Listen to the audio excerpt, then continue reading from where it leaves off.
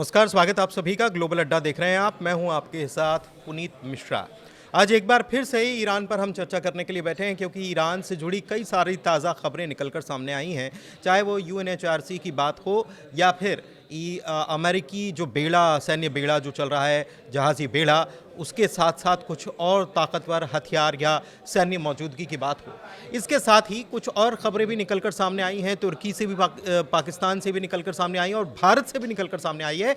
तो क्या क्या खबरें हैं, इनकी बात कर लेते हैं। तो सबसे पहले मेरे सहयोगी मेरे साथ आनंद मौजूद हैं, उनसे बात करते हैं ताज़ा अपडेट और खामनेई साहब का बयान, ट्रंप का ताज़ा बयान जो आया, और उसके बाद खामनेई साहब का ताज़ा बयान, फिर आगे की बात करेंगे।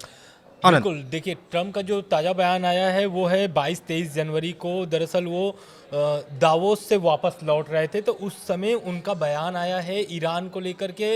एक बार ईरान को वो फिर से धमकाने वाली लहजे में उन्होंने अपना बयान दर्ज कराया है। और ये बयान सीधे सीधे यही बोला गया है ट्रम्प की तरफ से कि ये जो बेड़ा, जंगी जहाज की जो बेड़ा ईरान की ओर बढ़ी है, वो कहीं ना कहीं कार्रवाई करेगी। लेकिन हम चाहते हैं, ट्रम्प का कहना है कि हम चाहते हैं कि ये जो बेड़ा गई है ये कार्रवाई न करे, इस्तेमाल न हो इसका।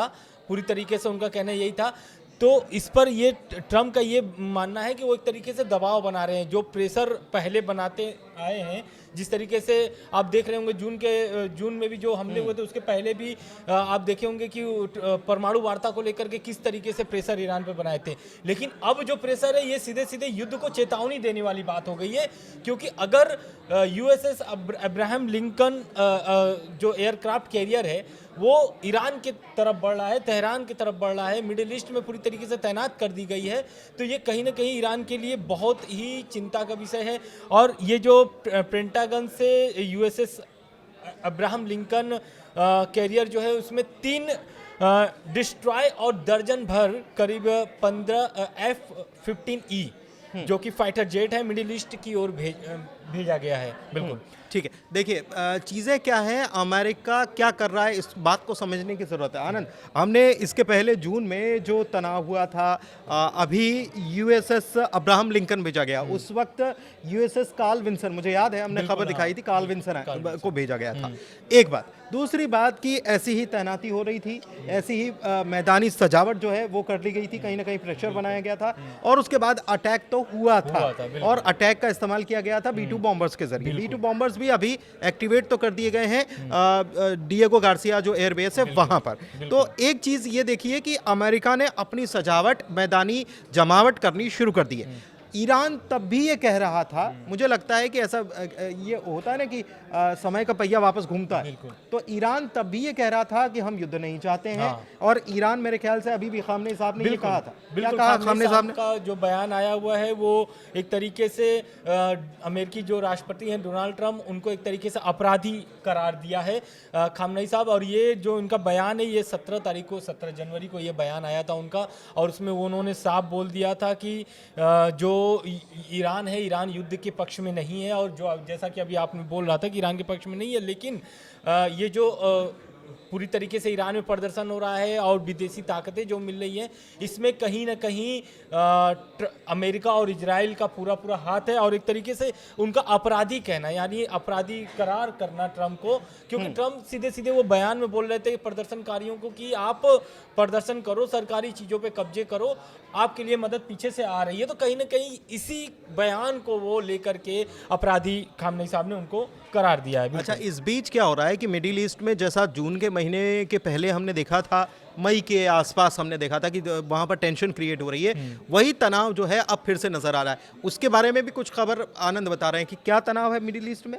मिडिल ईस्ट में देखिए बहुत सारे जो गतिविधि अब देखने को मिल रही है वो यही है कि एक तरीके से चारों तरफा उनको घेरा जा रहा है, ईरान को घेरा जा रहा है।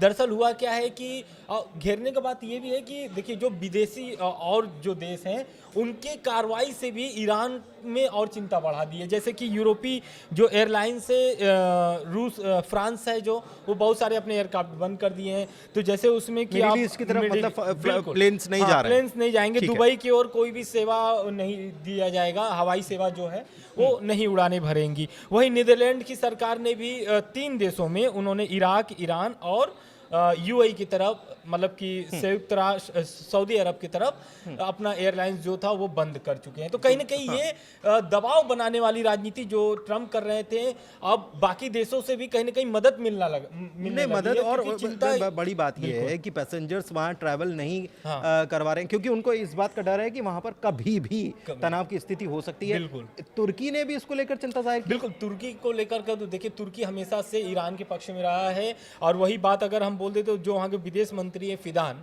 उन्होंने इजराइल, मतलब एक तरीके से साफ साफ इजराइल को घेरा है और उन्होंने कह दिया है कि ईरान पर वो तो मौका खोज रहा है, हमले की एक तलाश खोज रहा है कि बस एक मौका मिल जाए, उसके बाद तो फिर ईरान पर हमला चालू कर देंगे। और इजराइल का बात करें तो इजराइल भी वहाँ पर उस तरीके से तैयारी कर रहा है, क्योंकि जिस तरीके से यूएसएस अब्राहम लिंकन जो एयरक्राफ्ट है वो पहुंचा हुआ है, तो उसको लेकर के अब इजराइल भी अपनी पूरी तरीके से तैयारी शुरू कर दी है। बात करें तुर्की की, तो तुर्की के जो वहाँ के राष्ट्रपति हैं अर्दोगन, उनका भी एक तरीके से साफ साफ, हालांकि जो वहाँ के राष्ट्रपति जो है मसूद पेजेस्कियान, उनसे उनकी फ़ोन पर बात होती है और वो ईरान के पक्ष में हमेशा से खड़े रहे हैं तुर्की। और उनका यही कहना है कि जो भी मतलब ईरान पर दबाव बनाने की राजनीति हो रही है, विदेशी ताकतें या फिर अमेरिका और इजराइल जिस तरीके से दबाव बना रहे हैं, हालांकि ईरान जो है शांति और स्थिरता चाहता है। एक तरीके से वो ईरान के पक्ष में तुर्की शांति और स्थिरता चाहता है ईरान में। एक चीज़ और है, देखिए ये अगर मैं गलत नहीं हूं तो 15-16 तारीख तक ईरान में सब कुछ मेरे ख्याल से शांति और एक प्रकार से वहाँ प्रदर्शन का दौर भी खत्म हो गया था, उसे कंट्रोल में कर लिया गया। लेकिन इसके बाद एक चीज़ और होती है आनंद, वो होता है ईरान में साइबर अटैक। उसके बारे में क्या जानकारी? देखिए, पहले तो हम ये बता दें, साइबर अटैक वाली जो खबर है ये बहुत बड़ी खबर है। इसलिए खबर क्यों है, क्योंकि वेनेजुएला वाले में भी यही हुआ था, अटैक के पहले ही वहाँ पर साइबर अटैक हुए थे। और साइबर अटैक होने से वहाँ की जो टेलीविजन है या फिर जो सरकारी संस्था है, जो भी जैसे मान लीजिए वहाँ के रक्षा मंत्रालय है, सारे जो कार्य है वो ठप हो जाते हैं, क्योंकि कोई भी कार्य नहीं होता है। और ये ठीक वेनेजुएला में हुआ था। अटैक के पहले, उन राष्ट्रपति की गिरफ्तारी के पहले वहाँ पर यही कारनामे देखने को मिले थे जो ईरान में देखने को मिला। प्रदर्शन खत्म हो चुके थे, प्रदर्शन ठंडे पड़ चुके थे।